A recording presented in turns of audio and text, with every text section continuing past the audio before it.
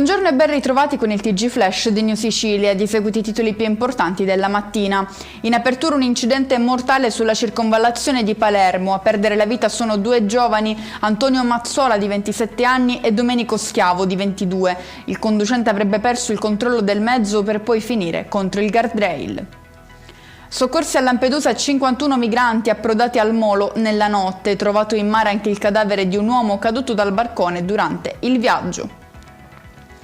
Restiamo in provincia di Agrigento, precisamente a San Leone, dove un bambino di 4 anni è stato urtato da uno scooter elettrico per disabili. Per tutta risposta il conducente, un 60enne invalido, è stato aggredito con un pugno al volto da uno dei presenti. Scatta la caccia ai ladri che hanno messo a segno ad Agrigento un colpo da oltre 10.000 euro. Il consistente furto è avvenuto ai danni di un pensionato residente nel quartiere di Monserrato.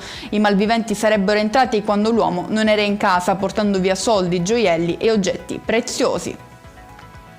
Scoperta nel Messinese una complessa attività che beneficiava di crediti d'imposta inesistenti legati al Superbonus 110, grazie a lavori mai realmente effettuati. La truffa ammonta alla somma di circa 950.000 euro.